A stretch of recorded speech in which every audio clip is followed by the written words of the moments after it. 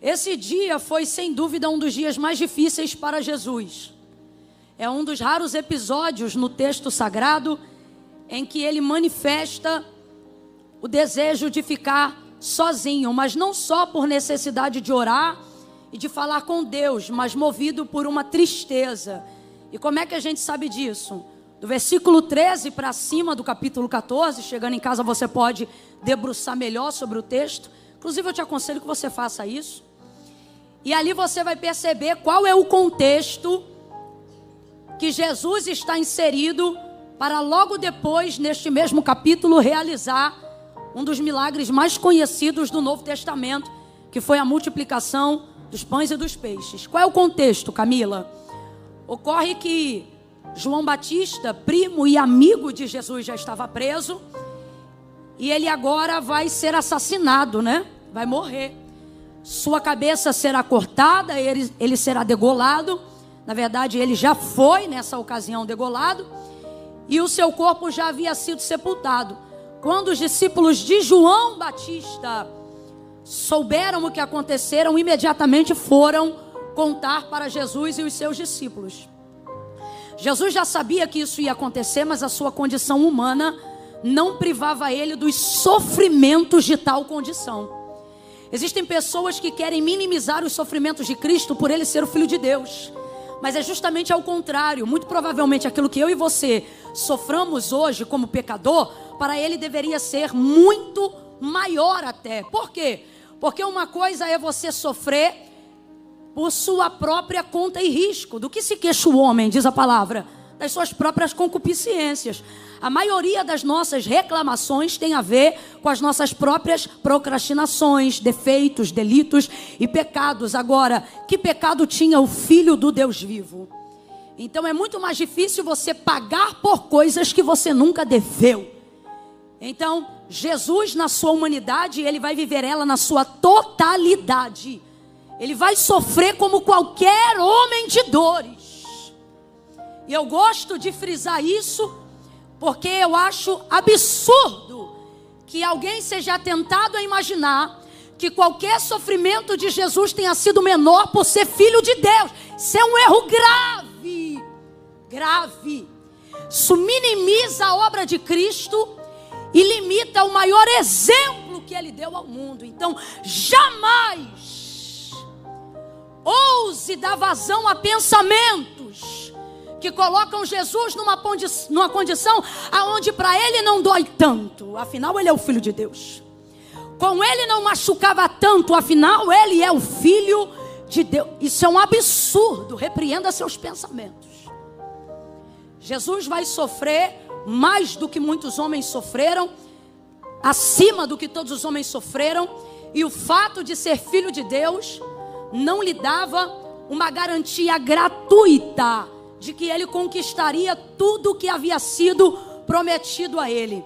Se você for ler as cartas de Paulo, à medida que elas mencionam a obra de Cristo, não só no Calvário, mas aquilo que ele fez enquanto o seu corpo estava sepultado, enquanto o seu corpo estava na sepultura, vai mostrar que tudo o que ele tem, tudo o que ele é e tudo o que ele faz, não tem, não é e se tornou quem é, porque ele foi dado, mas porque ele conquistou.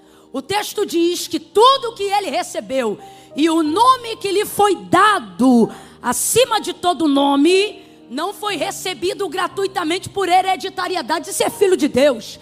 Mas o texto diz categoricamente que ele sofreu, sujeito às mesmas paixões, padeceu, moído pelas nossas transgressões. O castigo que nos traz a paz estava sobre ele, e pelas suas pisaduras nós fomos sarados. Enquanto Jesus é assunto aos céus, no livro de Atos dos Apóstolos, capítulo de número 1, ele vai viver uma realidade de autoridade que alguém só pode adquirir sob efeito de conquista. Camila, eu não estou entendendo, vai entender agora. A autoridade que você deseja deseja receber de Deus depende do quão ávido você está a conquistar territórios espirituais, conhecimento, unção, dons e talentos. As pessoas têm a ideia de que se umas são mais abençoadas do que a outra, é porque elas tiveram mais sorte na vida. Irmão, a autoridade não tem a ver com sorte. A autoridade tem a ver com sede. A autoridade tem a ver com disposição. Nunca pense que alguém é mais ungido, que alguém é mais consagrado, que alguém está mais capacitado, porque Deus derramou mais óleo sobre a cabeça dele. Porque tal óleo é depositado pela graça, mas não é feito de maneira gratuita. A palavra de Deus na minha vida e na sua, ela precisa ter coerência com aquilo que Deus me garantiu nas regiões celestiais. Camila, eu não entendi. Vai entender. Quer mais, ora mais. Quer fazer mais, se entregue mais. O reino de Deus não é tomado por osmose. Não adianta você vir no culto, prestar atenção, mas não praticar, não reagir, não se envolver, não entrar. Reino de Deus não se adquire por osmose. Poder de Deus não se toma posse por osmose. Mas a palavra de Deus diz que desde os dias de João Batista uma régua é estabelecida. E qual é a régua? A partir de hoje faz-se guerra para entrar no reino do céu, do qual é tomado a força. Levanta a mão direita comigo e diga: força! Diga: força! Força. Não confunda. Não tem a ver com o meu timbre de voz, nem com o seu. Camila, eu não sou de demonstrar. Não, meu irmão, demonstração de força não tem nada a ver com o fato de ser forte. Ok? Tem irmãzinha aí caladinha, mas é um moedor na oração. Esquece, ela é forte. Então, tudo que Jesus tem para sempre foi e conquistou através do seu ministério aqui na terra para permanecer, lhe foi conquistado. O texto diz que depois da sua morte e ressurreição, ele vai subindo e ele despoja, retira da mão do governo das regiões espirituais, principados, dominadores dos ares. Enquanto ele sobe, ele some diante dessas nuvens, e acima delas se cumpre o salmo de Davi: levantai, ó portas, as vossas cabeças, levantai, ó entradas eternas, para que entre o Rei da Glória. Quem é este o Rei da Glória? O Senhor poderoso na batalha, Ele é. Ei, guarda aí, ó o salmo messiânico: o Senhor poderoso na batalha. Então não é de graça. E aí a gente vê o cumprimento do salmo na assunção de Jesus Cristo. O texto diz que enquanto ele sobe, ele despoja, debaixo da autoridade que foi lhe dada por direito, não de graça, mas por direito. Nome sobre todo nome, vai ele subindo. E aonde estavam todos os dominadores que dominavam todas e quaisquer geografias, gente que tinha o sobrenome da tua família na mão, gente que tinha autoridade para desgovernar a sua casa assim que tivesse possibilidade de recurso. Tudo isso estava na mão dos dominadores. Gente que tinha poder para destruir, para abater. Gente não, demônios. Jesus vai subindo e vai catando da mão de todo mundo. Mais do que isso, em razão da autoridade que ele entregue, eles começam a depositar e a devolver para ele. E é nesse momento que é tragada, é nesse momento que nós temos vitória no nome dele. Aleluia! Aleluia!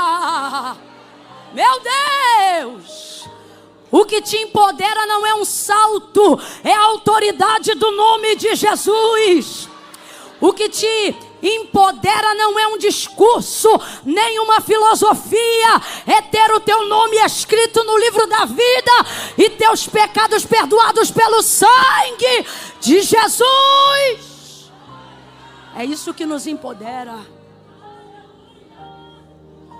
Jesus é isso tudo, mas está passando por um momento de muito sofrimento, dor e agonia. E não é coincidência, essa tristeza vem justamente na hora que ele fica sabendo sobre a morte de João Batista. Agora diga para mim, ele já sabia que João Batista morreria, sim ou não?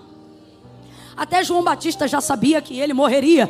Ele não só disse que eu diminua para que ele cresça, como ele também dizia que ele cresça e que eu desapareça. Ele sabia o que ia acontecer. Mas o fato de saber que as coisas vão acontecer nos preparam para elas, mas não nos faz sofrer menos. Camila, se não me faz sofrer menos, que valia tem saber antes, receber uma revelação antes, uma visão antes, uma profecia antes? O fato de saber que a gente não está solto no mundo. Quando você é visitado por uma prévia e Deus já te antecipa, a gente não gosta quando o vaso, quando o profeta, quando Deus, seja por sonho ou visão, chega e diz: vai acontecer um vento. Eu me lembro a última vez que eu recebi uma profecia dessa. Foi inclusive um grande homem de Deus. Ele disse: eu vejo uma onda muito grande, que você não consegue ver onde ela termina. E essa onda vem contra a tua embarcação e ela despedaça teu barco inteiro. O ano era 2012. E vai ter caco de madeira para tudo que é lado. E a única palavra de esperança no final foi assim: mas você vai sobreviver. Dependendo do que a gente passa, a gente nem sabe se é assim que a gente quer que termine a profecia. Porque eu vou sobreviver, mas mediante a quê? Diante de que circunstâncias? Quem não vai sobreviver? E etc, etc, etc. E de fato aconteceu. Só que quando aconteceu, eu me lembro que no auge do desgoverno psicológico, emocional, espiritual, eu me lembrava: Deus falou que isso ia acontecer. Deus falou. E aquilo me dava calma e controle para saber que se Deus mostrou o início e mostrou o final, não importava o que estava acontecendo no meio, Ele se mantinha sobre o controle de tudo o que estava acontecendo. Agora, fato de ser avisada previamente, o fato de saber que algo está por vir, não tira de mim e de você o sofrimento. Vai doer, vai machucar, não vai doer menos por eu saber, mas vai me preparar melhor por eu saber. Então Jesus sabia disso, mas não doeu menos. Então ele ficou extremamente triste e ele desejou ficar sozinho. E ele queria ficar sozinho mesmo, ele queria ficar distante até dos seus discípulos, porque dependendo do momento da sua vida que você está vivendo, nem amigo você quer ter do lado. Ele precisava ter um momento a sós com o seu pai, colocar em ordem a sua parte humana, porque imagine um ser divino, compotado, pressurizado, dentro de uma limitação humana. Eu imagino que as questões emocionais de Jesus, se sentasse num divã, deveriam ser de Dr. Augusto Cury para cima, coisa séria. E aí ele deseja ficar sozinho, muito triste. Ele sai dali, entra num barco e vai para uma região deserta por opção própria. E os discípulos vão com ele. Ele pretende chegar nessa região deserta, ir para o monte orar e despedir os discípulos. Tanto é que é o que ele faz depois que ele consegue ficar sozinho. Ele vai para uma região, sobe a montanha, ora, os discípulos querem ficar com ele. Isso jamais no final do texto. E Jesus os dispensa dizendo: podem ir e eu encontro vocês depois. Porque o desejo de Jesus era ficar. Bora lá, o desejo de Jesus era ficar. Ele precisava ficar. Ele queria ficar. Você quer ficar sozinha também? Porque está uma preguiça tão grande para responder. Vamos lá, ele queria ficar. O desejo dele era estar sozinho. Pegou o barco e foi. Só que o pessoal que acompanhava ele de longe, a multidão, ávida por cura, milagre, palavra, todo mundo quer ter de Jesus um pouquinho, começou a acompanhar ele. E ele se moveu de compaixão, porque ele estava de barco. Mas essa galera, para conseguir chegar do outro lado onde ele chegou, caminhava praticamente 14 quilômetros a pé. Então quando ele chega na beira do lago, para poder descer e ficar sozinho, nós temos uma multidão de mais de 5.000 pessoas ao redor daquela praia. seca, cansada, esperando a oportunidade que ele fizesse ou falasse alguma coisa. Mas você lembra qual era o contexto? Ele queria ficar, e ele estava triste ou alegre? Triste. E por estar triste, queria organizar as ideias. Eu quero que você grave isso nessa noite. E ele queria ficar. Porque tem uma característica humana em Jesus, que mesmo sendo filho de Deus, permeia toda a nossa humanidade. Qual, Camila? Quando eu não avalio que eu estou bem para mim, também considero que eu não esteja bem para você. Então, se eu não estiver bem, eu não quero pregar. Se eu não estiver bem, eu não quero orar. Se eu não estiver bem, eu não quero liderar o departamento. Se eu não estiver bem, eu não quero pastorear. Se eu não estiver bem, eu não quero cantar. Se eu não estiver bem, eu não vou na oração hoje. Se eu não estiver bem, não me insira em nenhum contexto onde eu tenha que executar alguma coisa. Porque eu não estou bem, eu quero ficar. Mas parece que Jesus faz a gente entender através da vida dele justamente ao contrário. É nesse momento que ele aumenta a demanda. E é nesse momento que você vai entrando comigo. Isso. E você eu já conheço. Eu te pego por esse cabelo, você sabe. Tá vendo aí?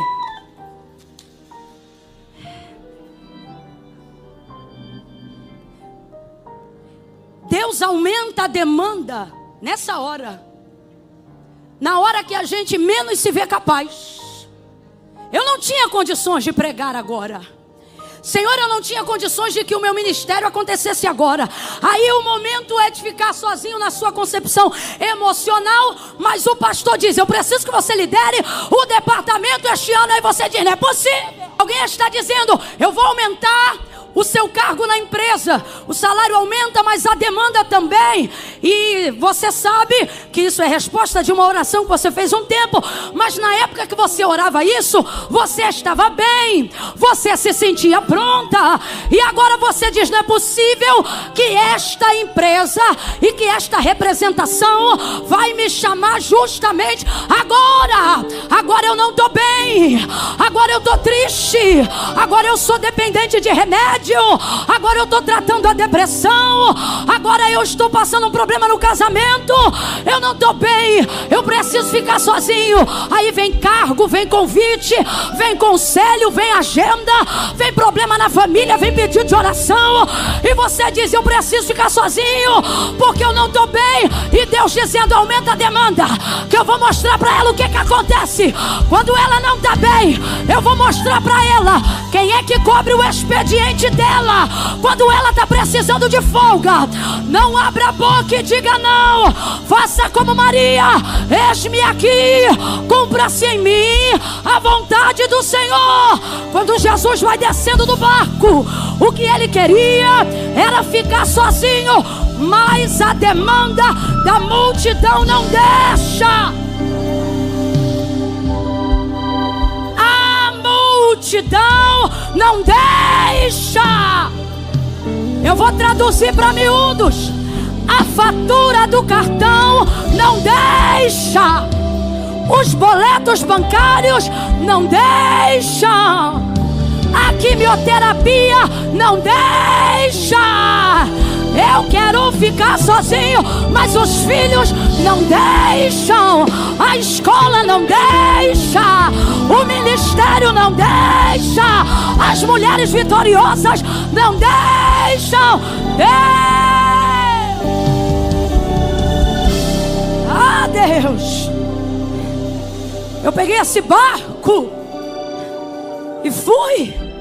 Que o Senhor sabe, eu preciso ficar sozinho. E qual é a nossa ideia nesse momento? Eu não sou útil para o Senhor em nada agora. Só que parece que é nessa hora que o Senhor diz, para nós, é a hora que você fica mais maleável na minha mão. Em nenhum momento você é mais dependente de mim quando se sente incapaz. Em nenhum outro momento você é tão dependente de mim quanto está agora, quando você se sente fraca como está agora. Só que você está tão acostumada a dar expediente, a ser maravilhosa, a ser intensa, que quando você não está bem, você pensa que não presta para mais nada. E o Senhor está dizendo para alguém: quando você não faz, para mim você ainda é. Então para eu fazer, eu não preciso que você faça, só preciso que você continue sendo. E o que você é? Você é uma bênção. Olha para quem está do teu lado agora e diga para ela: você é uma bênção.